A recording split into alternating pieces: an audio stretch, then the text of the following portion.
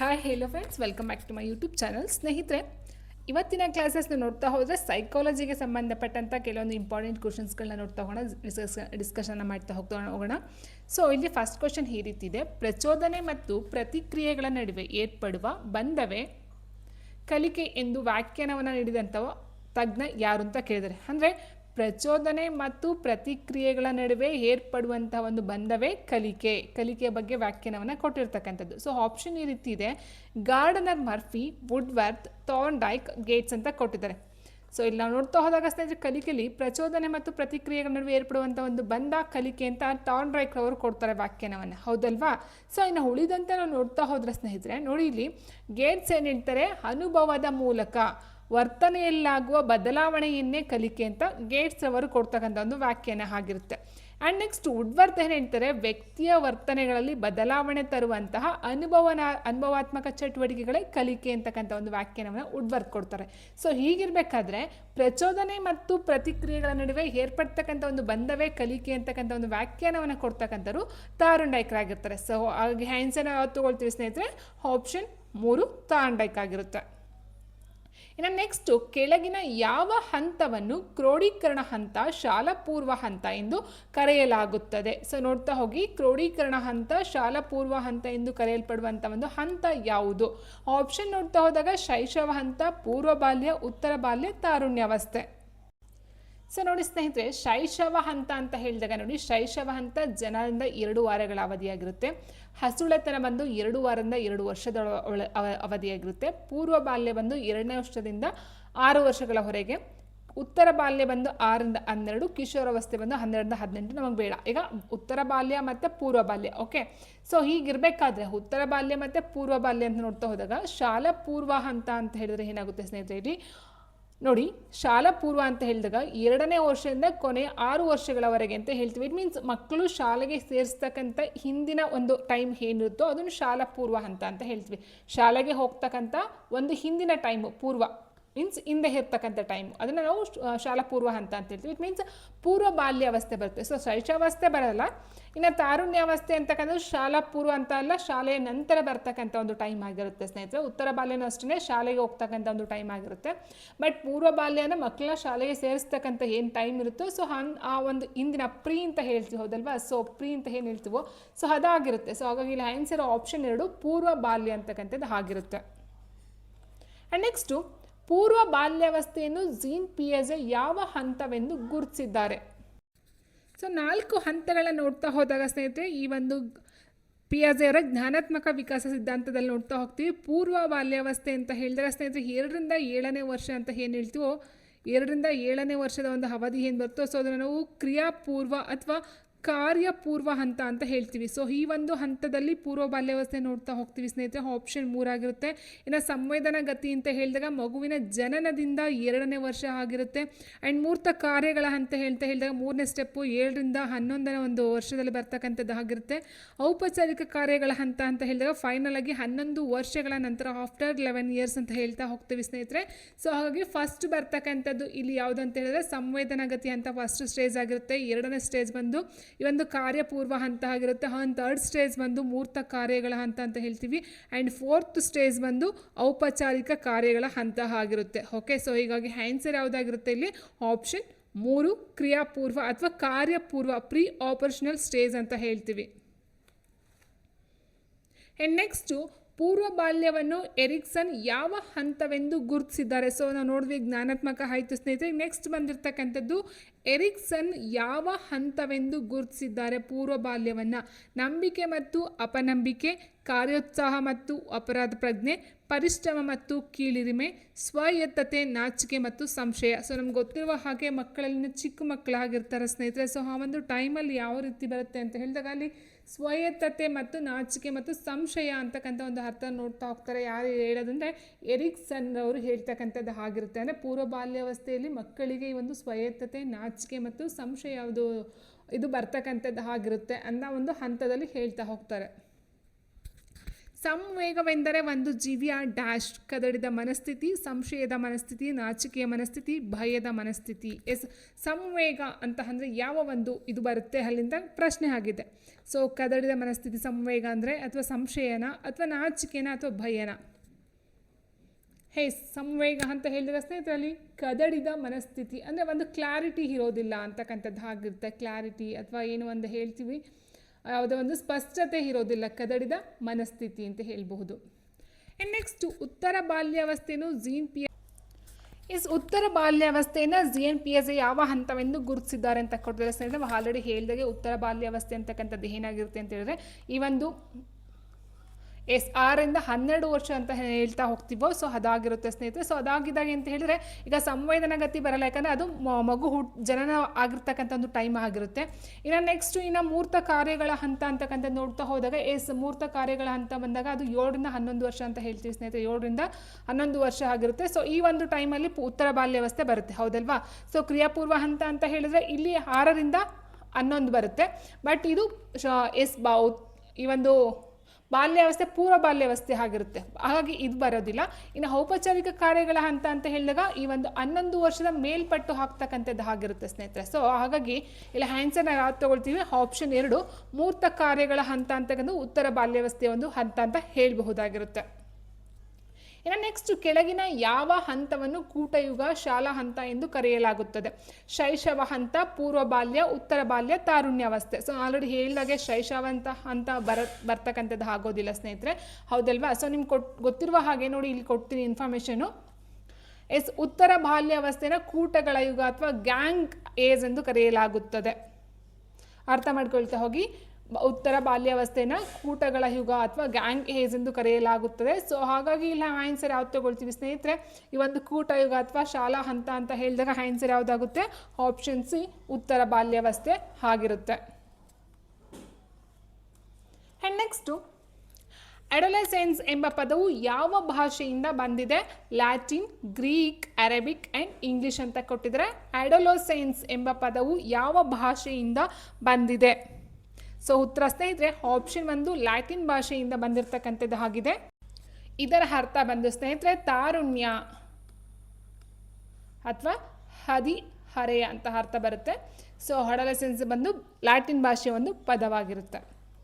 Next ಕೆಳಗಿನ ಯಾವ ಹಂತವನ್ನು ಬೆಳವಣಿಗೆಯ ಬುಗ್ಗೆ ಎಂದು ಕರೆಯಲಾಗುತ್ತದೆ? ಶೈಶವ ಹಂತ, ಪೂರ್ವ ಬಾಲ್ಯ, ಉತ್ತರ ಬಾಲ್ಯ ಮತ್ತು ತಾರುಣ್ಯಾವಸ್ಥೆ ಅಂತ ಕೊಟ್ಟಿದ್ದಾರೆ ಸ್ನೇಹಿತರೆ. ನೋಡಿ ಇಲ್ಲಿ ಕೆಳಗಿನ ಯಾವ ಹಂತವನ್ನು ಬೆಳವಣಿಗೆಯ ಬುಗ್ಗೆ ಎಂದು ಕರೆಯಲಾಗುತ್ತದೆ? ಎಸ್, ವೆರಿ ಇಂಪಾರ್ಟೆಂಟ್ ಕ್ವೆಶನ್ಸ್, ತುಂಬ ರಿಪೀಟೆಡ್ ಕ್ವೆಶನ್ಸ್ ಅಂತ ಹೇಳ್ಬೋದು ಸ್ನೇಹಿತರೆ. ಬೆಳವಣಿಗೆ ಬುಗ್ಗೆ ಶೈಶವ ಹಂತ, ಪೂರ್ವ ಬಾಲ್ಯ ಹಂತ, ಉತ್ತರ ಬಾಲ್ಯ ಹಂತ, ತಾರುಣ್ಯಾವಸ್ಥೆ. ಸೊ ಸರಿಯಾದಂಥ ಒಂದು ಉತ್ತರ ಎಸ್, ಆಪ್ಷನ್ 4 ತಾರುಣ್ಯಾವಸ್ಥೆ ಆಗಿರುತ್ತೆ.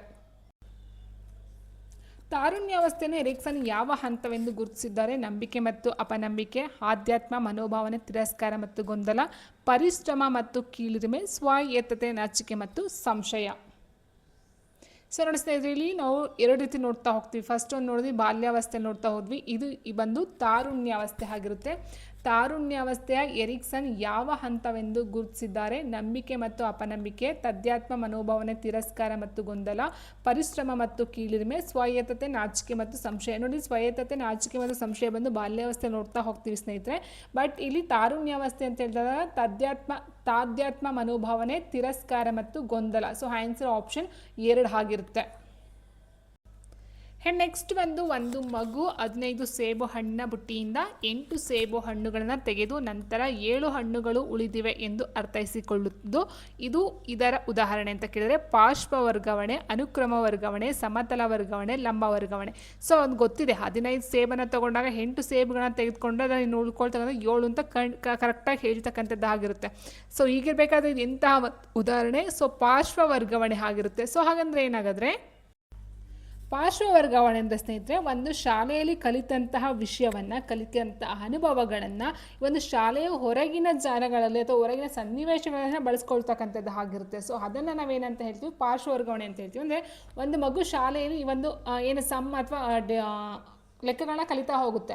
ಅದು ಕೂಡೋದಾಗಿರೋದು ಕಳಿಬೋದಾಗಿದ್ದು. ಸೊ ಅದನ್ನು ಮನೆಗಳಲ್ಲಿ ಅಥವಾ ಬೇರೆ ಒಂದು ಸನ್ನಿವೇಶಗಳಲ್ಲಿ ಅದನ್ನು ಬಳಸ್ಕೊಳ್ತಕ್ಕಂಥದ್ದು ಏನಿದೆಯೋ ಸೊ ಅದನ್ನು ನಾವೇನು ಹೇಳ್ತೀವಿ ಪಾರ್ಶ್ವ ವರ್ಗಾವಣೆ ಅಂತ ಕರಿತಾ ಹೋಗ್ತೀವಿ. ಸೊ ಇನ್ನು ಅನುಕ್ರಮ ಅಥವಾ ಕ್ರಮಾನುಗತಿ ಅಂತ ಹೇಳಿದ್ರೆ ಸೈನ್ಸಿಂದ ಸೋಷಿಯಲ್ನ ಕಲಿತಕ್ಕಂಥದ್ದಾಗಿರ್ಬೋದು ಅಥವಾ ಸೋಷಿಯಲಿಂದ ಬೇರೆ ಒಂದು ಮ್ಯಾಥ್ಸ್ಗೆ ಸಂಬಂಧಪಟ್ಟಂತೆ ಕಲಿತಕ್ಕಂಥದ್ದಾಗಿರ್ಬೋದು. ಸೊ ಅದನ್ನು ನಾವು ಅನುಕ್ರಮ ಅಂತ ಕರಿತೀವಿ. ಅಂದರೆ ಬೇರೆ ಬೇರೆ ಪಠ್ಯಕ್ರಮದ ಬೇರೆ ಬೇರೆ ವಿಷಯಗಳಿಗೆ ಹೋಲಿಕೆಯನ್ನು ಮಾಡ್ಕೊಂಡು ಮಾಡ್ತಕ್ಕಂಥದ್ದಾಗಿರುತ್ತೆ. ಸೊ ಹೀಗಿರಬೇಕಾದ್ರೆ ಪಾರ್ಶ್ವ ವರ್ಗಾವಣೆ ಅಂತ ಹೇಳಿದ್ರೆ ಸ್ಕೂಲಲ್ಲಿ ಕಲಿತದನ್ನು ಬೇರೆ ಕಡೆ ನಾವು ಪ್ರಯೋಗವನ್ನು ಮಾಡಿ ಕಲಿತಕ್ಕಂಥದ್ದು ಆಗಿರುತ್ತೆ. ಸೊ ಹಾಗಾಗಿ ಇಲ್ಲಿ ಆನ್ಸರ್ ಆಪ್ಷನ್ ಒಂದು ಪಾರ್ಶ್ವ ವರ್ಗಾವಣೆ. ನೆಕ್ಸ್ಟ್ ಈ ಕೆಳಗಿನಲ್ಲಿ ಜೈವಿಕ ಅಗತ್ಯತೆ ಅಲ್ಲದಿರುವುದು ಯಾವುದು ಅಂತ ಕೇಳಿದರೆ, ಜೈವಿಕ ಅಗತ್ಯತೆ ಅಂದರೆ ಒಂದು ಜೀವಿಗೆ ಬದುಕೋದಕ್ಕೆ ಏನು ಬೇಕೋ ಅದನ್ನು ನಾವು ಬದುಕಲು ಬೇಕಿರ್ತಕ್ಕಂಥ ನಾವು ಜೈವಿಕ ಅಗತ್ಯತೆ ಅಂತ ಹೇಳ್ತೀವಿ. ಈಗ ಬದುಕಬೇಕಂತಂದ್ರೆ ಆಹಾರದ ಅಗತ್ಯತೆ ಬೇಕಾಗುತ್ತೆ ಆ್ಯಂಡ್ ವಿರಾಮ, ನಿದ್ದೆ, ಭದ್ರತೆ ಅಂತ ಕೊಟ್ಟಿದ್ದಾರೆ, ಹೌದಲ್ವಾ? ಸೊ ಜೈವಿಕ ಅಗತ್ಯತೆ ಅಂತ ಹೇಳಿದ್ರೆ ಆಹಾರ ಬೇಕೇ ಬೇಕು, ನಿದ್ದೆ ಬೇಕೇ ಬೇಕು, ವಿರಾಮ ರೆಸ್ಟ್ ಬೇಕೇ ಬೇಕಾಗಿರುತ್ತೆ. ಬಟ್ ಭದ್ರತೆ ಅವಶ್ಯಕತೆ ಅಂತ ಹೇಳಿದಾಗ ಅದು ಜೈವಿಕ ಅಗತ್ಯತೆ ಅನ್ಸ್ಕೊಳ್ಳೋದಿಲ್ಲ ಸ್ನೇಹಿತರೆ, ಹೌದಲ್ವಾ? ಸೊ ಹಾಗಾಗಿ ಆನ್ಸರ್ ಆಪ್ಷನ್ ನಾವು 4 ತಗೊಳ್ತಾ ಹೋಗ್ತೀವಿ. ನೆಕ್ಸ್ಟ್ ಕ್ರಿಯಾಜನ್ಯ ವರ್ತನೆಯನ್ನು ಧನಾತ್ಮಕ ಪ್ರಚೋದನೆಯ ಮೂಲಕ ದೃಢಗೊಳಿಸಬಹುದು, ಆದರೆ ಋಣಾತ್ಮಕ ಪುನರ್ಬಲನವು ಅದನ್ನು ದುರ್ಬಲಗೊಳಿಸುತ್ತದೆ. ಇದನ್ನು ಹೇಳಿದವರು ಯಾರು ಅಂತ ಕೇಳಿದರೆ ನೋಡಿ, ಕ್ರಿಯಾಜನ್ಯ ವರ್ತನೆಯನ್ನು ಧನಾತ್ಮಕ ಪ್ರಚೋದನೆ ಮೂಲಕ ದೃಢಗೊಳಿಸಬಹುದು, ಇಟ್ ಮೀನ್ಸ್ ಪಾಸಿಟಿವ್ ಅಂತ ಹೇಳ್ತೀವಿ. ಅದೇ ರೀತಿ ಋಣಾತ್ಮಕ ಪುನರ್ಬಲನವು ಅದನ್ನು ದುರ್ಬಲಗೊಳಿಸುತ್ತೆ, ವೀಕ್ ಮಾಡುತ್ತೆ. ಈ ಒಂದು ಮಾತನ್ನು ಹೇಳಿರ್ತಕ್ಕಂಥವ್ರು ಯಾರು? Pavlov, Bandura, Albert Bandura, BF Skinner, Thorndike ಅಂತ ಕೊಟ್ಟಿದ್ದಾರೆ ಸ್ನೇಹಿತರೆ. ಈ ಒಂದು ವಾಕ್ಯನ ಅಥವಾ ಈ ಒಂದು ಸಾಲುಗಳನ್ನು ಹೇಳಿರ್ತಕ್ಕಂಥ BF ಸ್ಕಿನ್ನರ್ ಅವರಾಗಿರ್ತಾರೆ. ಆನ್ಸರ್ ಆಪ್ಷನ್ 3 ಕ್ರಿಯಾಜನ್ಯ ವರ್ತನೆಗೆ ಸಂಬಂಧಪಟ್ಟಂತೆ. ನೆಕ್ಸ್ಟ್ ಈ ಕೆಳಗಿನಲ್ಲಿ ಒಂದು ತರಗತಿಯ ಪ್ರೇರಣಾ ತಂತ್ರವಲ್ಲದಿರುವುದು ಯಾವುದು? ಪ್ರೇರಣೆ ಮೀನ್ಸ್ ಪ್ರಚೋದನೆಯನ್ನು ಮಾಡ್ತಕ್ಕಂಥದ್ದು ಯಾವುದು ಅಲ್ಲ ಅಂತ ಕೇಳಿದ್ರೆ ಶಿಕ್ಷಕ ಕೇಂದ್ರಿತ ಮಾರ್ಗ, ಮಗು ಕೇಂದ್ರಿತ ಮಾರ್ಗ, ಸ್ಪರ್ಧೆ ಮತ್ತು ಸಹಕಾರ, ಬಹುಮಾನ ಮತ್ತು ಶಿಕ್ಷೆ. ನೋಡ್ತಾ ಆನ್ಸರ್ ಹೇಳ್ಬಿಡ್ಬೋದು ಸ್ನೇಹಿತರೆ. ಪ್ರೇರಣಾ ತಂತ್ರ ಅಲ್ಲ ಅಂತ ಕೇಳಿದರೆ ಮಗು ಕೇಂದ್ರಿತ ಅಂತ ಹೇಳಿದಾಗ ಹೌದು, ಮಗುಗೆ ನಾವು ಗುರಿಯಾಗಿ ಇಟ್ಕೊಂಡು ಅದಕ್ಕೆ ಏನು ಬೇಕೋ ಅದನ್ನು ಕೊಡ್ತಕ್ಕಂಥದ್ದು ಪ್ರೇರಣೆ ಆಗಿರುತ್ತೆ. ಸ್ಪರ್ಧೆ ಮತ್ತು ಸಹಕಾರನೂ ಅಷ್ಟೇ ಪ್ರೇರಣೆಯನ್ನು ಕೊಡ್ತಕ್ಕಂಥದ್ದು. ಬಹುಮಾನ ಮತ್ತು ಶಿಕ್ಷೆನೂ ಸಹ ಈ ಒಂದು ಪ್ರೇರಣೆಯನ್ನು ಕೊಡ್ತಕ್ಕಂಥದ್ದು ಆಗಿರುತ್ತೆ. ಬಟ್ ಇಲ್ಲಿ ಶಿಕ್ಷಕ ಕೇಂದ್ರಿತ ಅಂತಕ್ಕಂಥದ್ದು ತಪ್ಪಾಗುತ್ತೆ. ಯಾಕಂದರೆ ಮಕ್ಕಳನ್ನು ನೋಡ್ಕೊಂಡು ನಾವು ಪಾಠವನ್ನು ಮಾಡಬೇಕು ಹೊರತು ಶಿಕ್ಷಕರಿಗೆ ಹೇಗೆ ಬೇಕೋ ಶಿಕ್ಷಕರನ್ನು ಕೇಂದ್ರವಾಗಿ ಇಟ್ಕೊಂಡು ನಾವು ಪಾಠವನ್ನು ಮಾಡ್ತಕ್ಕಂಥದ್ದು ಅಲ್ಲ ಅಲ್ವಾ? ಸೊ ತರಗತಿ ಕ್ಲಾಸಸ್ನ ನಡೆಸ್ತಕ್ಕಂಥದ್ದು ಆಗೋದಿಲ್ಲ. ಹಾಗಾಗಿ ನಾವು ಇಲ್ಲಿ ಆನ್ಸರ್ ಯಾವ್ದು ತಗೊಳ್ತೀವಿ? ಆಪ್ಷನ್ 1 ಶಿಕ್ಷಕ ಕೇಂದ್ರಿತ ಮಾರ್ಗ ಒಂದು ಪ್ರೇರಣಾ ತಂತ್ರ ಆಗಿರುವುದಿಲ್ಲ. ನೆಕ್ಸ್ಟ್ ಅನುವಂಶೀಯತೆಯ ಪ್ರಕಾರ ಒಂದು ಮಗು ಅನುವಂಶಿಕವಾಗಿ ತಂದೆ ತಾಯಿಯರಿಂದ ಎಲ್ಲ ಪ್ರಬಲ ಗುಣಲಕ್ಷಣಗಳನ್ನು ಪಡೆದುಕೊಳ್ಳುತ್ತದೆ. ಆ್ಯಂಡ್ 50% ಪಿತೃವಿನಿಂದ ಮತ್ತು 50% ಮಾತೃವಿನಿಂದ ಕಡೆಯಿಂದ, 75% ತಾಯಿಯಿಂದ ಮತ್ತು 25% ತಂದೆಯಿಂದ. ಆ್ಯಂಡ್ ತಂದೆ ತಾಯಿಯರ ಎಲ್ಲ ದುರ್ಬಲ ಗುಣ ಲಕ್ಷಣಗಳು ಅಂತ ಕೊಟ್ಟಿದ್ದಾರೆ. ಸೊ ಫಸ್ಟ್ ನಾವು ಅರ್ಥ ಮಾಡ್ಕೋಬೇಕಾದ್ರೇನು, ಒಂದು ಮಗುವಿಗೆ ತನ್ನ ಒಂದು ಪೋಷಕರಿಂದ ಬಂದಿದೆ ಅಂತ ಹೇಳಿದ್ರೆ ಅದು ಒಳ್ಳೆಯದು ಸಹ ಬರುತ್ತೆ, ಕೆಟ್ಟದು ಸಹ ಬರುತ್ತೆ. ಅಂದರೆ ಪ್ರಬಲ ಗುಣಗಳು ಸಹ ಬರುತ್ತೆ, ದುರ್ಬಲ ಗುಣಗಳು ಸಹ ಬರುತ್ತೆ. ಓನ್ಲಿ ಪ್ರಬಲನೇ ಬರ್ತಕ್ಕಂಥದ್ದಲ್ಲ, ಓನ್ಲಿ ದುರ್ಬಲ ಗುಣಗಳೇ ಬರ್ತಕ್ಕಂಥದ್ದು ಅಲ್ಲ ಸ್ನೇಹಿತರೆ. ಸೊ ಹಾಗಾಗಿ ಅವೆರಡೂ ಸಹ ನಾವು ಕ್ಯಾನ್ಸಲ್ ಮಾಡ್ತಾ ಹೋಗ್ತೀವಿ. ಇನ್ನು ಉಳಿದಂತೆ ನೋಡ್ತಾ ಹೋದಾಗ ನಮಗೆ ಇಲ್ಲಿ ತಂದೆ ತಾಯಿ ಇಬ್ಬರಿಂದನೂ ಸಹ ಮಕ್ಕಳಿಗೆ ಸಿಗ್ತಕ್ಕಂಥದ್ದಾಗಿರೋದ್ರಿಂದ ಸೊ ನಾವು ಅದನ್ನು ಇದು ಮಾಡೋಕ್ಕಾಗಲ್ಲ. ಆಪ್ಷನ್ 2 50% ಪಿತೃವಿನಿಂದ 50% ಮಾತೃವಿನಿಂದ ಬರ್ತಕ್ಕಂಥದ್ದು. ಸೊ ಅದು ಪ್ರಬಲ ಒಳ್ಳೆಯದಾಗಿರ್ಬೋದು ಅಥವಾ ಕೆಟ್ಟ ಗುಣಗಳಾದರೂ ಸಹ ಆಗಿರಬಹುದಾಗಿರುತ್ತೆ. ನೆಕ್ಸ್ಟ್ ಅನಾರೋಗ್ಯಕರ ಮನೋಧೋರಣೆ, ಮೂಢನಂಬಿಕೆ ಮತ್ತು ಭಯ ಇವುಗಳನ್ನು ತೊಡೆದು ಹಾಕಲು ಬೆಳೆಸಬಹುದಾದ ಸಿದ್ಧಾಂತ ಯಾವುದು? ಪ್ರಯತ್ನ ಮತ್ತು ದೋಷ ಕಲಿಕೆ. ನೋಡಿ, ಅನಾರೋಗ್ಯಕರ ಮನೋಧೋರಣೆ, ಮೂಢನಂಬಿಕೆ, ಭಯವನ್ನು ತೊಡೆದು ಹಾಕಲು ಬೆಳೆಸಬಹುದಾದ ಸಿದ್ಧಾಂತ ಯಾವುದು? ಪ್ರಯತ್ನ ಮತ್ತು ದೋಷ ಕಲಿಕೆ, ಒಳನೋಟ ಕಲಿಕೆ, ಕ್ರಿಯಾಜನ್ಯ ಅನುಬಂಧ ಕಲಿಕೆ, ಸಾಂಪ್ರದಾಯಿಕ ಅನುಬಂಧನ ಅಂತ ಕೊಟ್ಟಿದ್ದಾರೆ. ನಿಮ್ಮ ಪ್ರಕಾರ ಯಾವುದು ಆನ್ಸರ್ಸ್ ಬರ್ಬೋದು? ಸೊ ಉತ್ತರ ಸ್ನೇಹಿತರೆ ಸಾಂಪ್ರದಾಯಿಕ ಅನುಬಂಧನ ಕಲಿಕೆ ಆಗಿರುತ್ತೆ. ಯಾಕಂದರೆ ಪ್ರಯತ್ನ ಮತ್ತು ದೋಷ ಕಲಿಕೆ ಆಗಿರೋದು, ಒಳನೋಟ ಕಲಿಕೆ ಆಗಿರೋದು, ಅದು ಕ್ರಿಯಾಜನ್ಯ ಆಗಿರೋದು. ಇದೆಲ್ಲ ನಾವೇನು ಮಾಡ್ತೀವಿ, ಪ್ರಯತ್ನದಿಂದ ಮಾಡ್ತಕ್ಕಂಥದ್ದು ಅಥವಾ ಪ್ರಚೋದನೆಯಿಂದ ಮಾಡ್ತಕ್ಕಂಥದ್ದನ್ನು ನಾವು ಹೇಳ್ತಾ ಹೋಗ್ತೀವಿ. ಬಟ್ ಇಲ್ಲಿ ಮನೋಧೋರಣೆ, ಮೂಢನಂಬಿಕೆ, ಭಯ ಇದ್ರ ಬಗ್ಗೆ ಅಷ್ಟಾಗಿ ನಾವು ನೋಡ್ತಾ ಹೋಗೋದಿಲ್ಲ. ಸೊ ಇಲ್ಲಿ ಸಾಂಪ್ರದಾಯಿಕ ಅನುಬಂಧನ ಕಲಿಕೆ ಆಗಿರುತ್ತೆ.